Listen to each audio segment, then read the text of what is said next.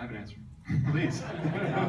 So the way pyramid schemes work is, Herbalife started out going after the middle class because they had to find people who could put up $3,000 in a month, which is what it took to qualify to become a Herbalife distributor. They started out with white, middle class people. And then over a period of 10, 15 years, they exhausted that community of participants, and the ticket was too large a dollar amount for other communities. And so they used to be you had to buy $3,000 worth of product in a month. Then they said, well, you could buy it over 2 months. And then in 2009, sort of in the recession, they said you could pay over 12 months. And then they broke it down into $5 a day servings, what they called their bottom of the pyramid strategy, literally by internal board documents.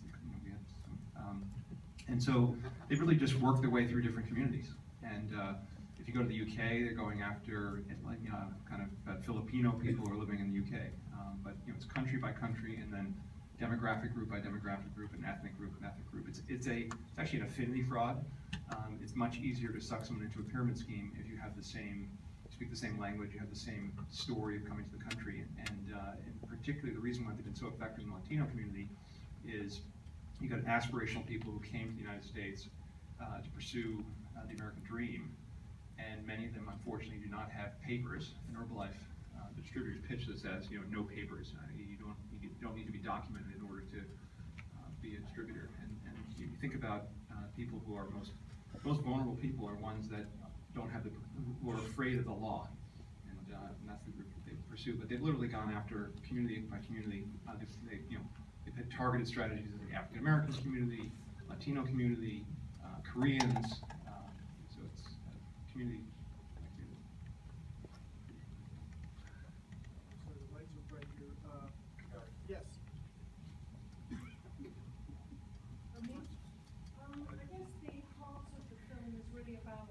This financial scam. And so I think the end will be when we see justice, and justice will mean that Herbalife should be shut down. And Herbalife hired Boyce Schiller, has Madeleine Albright as a spokesperson, has spread a lot of money in the Congress, unfortunately, has used money and influence to deter prosecution. And it takes a crazy person to go after a company like this. And I just decided that I was going to see it through, whether or not I carried. I've only the issue I have had is I have an investment in the company. It's other people's money. It's a substantial amount is my own, but it's other people's money. I can only keep the investment on unless it makes economic sense as an investment, and it still does. But I'm still prepared to take it to the end, and I'll spend whatever it takes. Even my investors are uninvolved to finish it. But I think the government just wants to dot every I, cross every T, and be prepared because they know it's going to be a big battle. Herbalife has very good lawyers. I think this is an embarrassment. David Boies is one of the great lawyers of our country. The notion that David Boies is defending this company and effectively allowing a pyramid scheme to continue, I think it's an embarrassment. Actually, I sat next to David Boies at an event, and I said, I'm an enormous believer that even a serial killer is entitled to a proper defense. But if by virtue of your defending the serial killer is allowed to continue to kill and be on the streets for the next 3 years, then I actually think you're causing enormous harm. And that's basically what's going on here. By your effectively defending the company and intimidating the federal government from bringing a case, you're allowing the scheme to continue. And so, because Bill Ackman here is one of the greatest all-time characters on Wall Street, and Michael Johnson, I think, even though he's not here, you can see, I don't know whether there's a good and evil little angel on shoulders here, but you can see why this became one of the greatest journalistic stories in the last 3 years. And then when you combine the $1 billion that Bill has bet against it, and you have somebody like Carl Icahn who just sort of jumped into it because at that particular moment he didn't really like Bill. I think they've made up since then. You can see why this sort of has captivated the financial press, and thanks to Ted, now hopefully this can find a wider audience, because this is a really important story, not just journalistically, but for what it has done to a lot of people, hurt a lot of people. Wonderful that God blessed us with all these billionaires that had that courage to take that bold step to talk about something that is actually a human aspect that belongs to it. And there's a pernicious problem in this nation, and the fact that there's a crisis with regards to the undocumented issue, it's a reality. And corrupt corporations like Herbalife, they benefit from that because it is less likely for them to go when they receive their notification, from the federal civil action that was taken.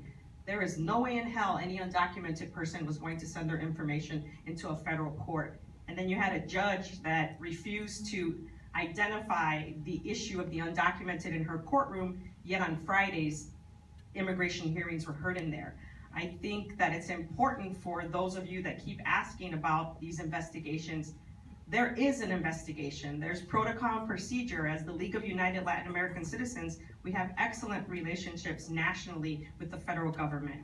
We follow that protocol and procedure, and when there's an investigation, we have to respect everything that's being done. Bill Ackman is our campeón. These individuals, Ted, bringing to light the human aspect, the reality of what the community goes through, it's real. And Herbalife is going down. Yeah. Actually, just one point I want to make about the media, and I love my friends in the media, frenemy, the media. But I think the problem here, unfortunately, is that this became exclusively a Wall Street story, and the focus was only on us or Carl Icahn, and there was no attention paid to the people being harmed. And the thing that amazed me is the New York Times, which you think of as perhaps the paper of record for perhaps the undocumented or people who rely on that form of media, they couldn't care less. We tried to get them to focus on the victims. They had no interest, which I find astonishing. And it's really still been the case. Really, until this film, there has been nothing about who's been harmed, which I find just stunning. FTC doesn't do anything. What do you think is the next shoe to drop here? Look, I think what we've accomplished initially, and I think what this film can accomplish, and I don't like the idea of waiting 6 months for distribution. How about six days for distribution? I'm conservative. I think our theory from the very beginning was, if you shine a spotlight on the company, it's sunlight is the greatest disinfectant. You've heard the phrase.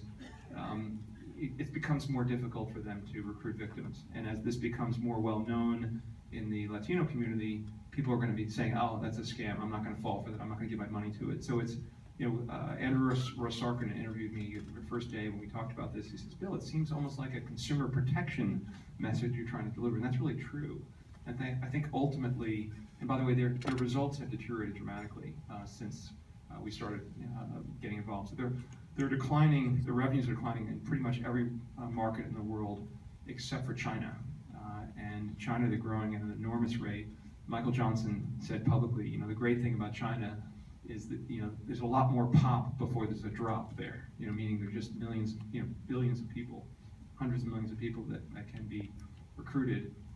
So, hope, the Chinese government watches the film.